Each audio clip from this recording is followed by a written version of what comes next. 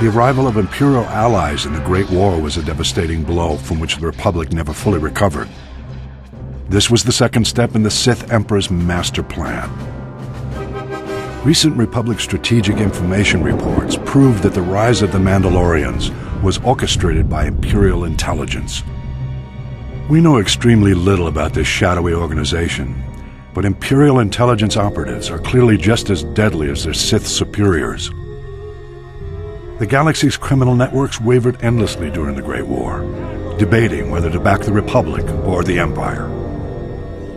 Although the Hutt cartels resented the Sith Emperor for not including them in his pre-war conspiracy, Imperial intelligence somehow blocked the Republic's efforts to win the Hutt's support.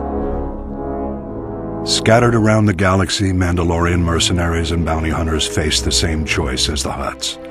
Some signed on with the Empire, but most remained independent.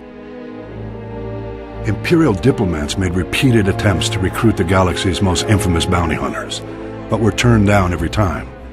The Empire shifted its tactics.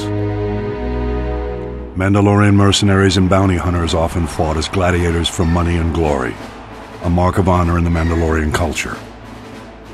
Imperial agents used this to their advantage, infiltrating the most prominent gladiatorial arenas in the galaxy, as managers and sponsors, and even in some cases as gladiators themselves.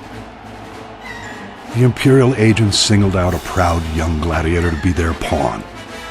This young gladiator had always fared well in the arena, but with his new Imperial allies, his rise was accelerated to unprecedented levels. Rigging arena fights is not unheard of, but Imperial agents brazenly sabotaged the entire system by drugging their champion's competition. None could stand against him. The whispers of Imperial agents became cheers in the arena. Mandalore, Mandalore. The ancient title of Ultimate Warrior King was thrust upon the young gladiator. His infamy grew, and when he called, the Mandalorians rallied to their new master. The new Mandalore secretly served masters of his own, however.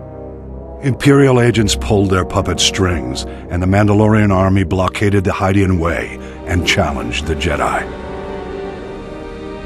Though the blockade was eventually broken, the stage was set for the sacking of Coruscant and the uneasy truce which now paralyzes the Republic.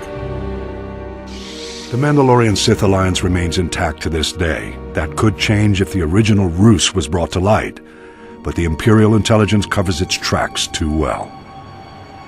Mandalore was slain recently, and his killer, the new Mandalore, has taken his place. Whether or not he's another Imperial puppet remains to be seen, but we must watch him closely. Imperial agent success in bringing the Mandalorians into the war was the counterplay to the Republic's first string of victories, the subject of my next report.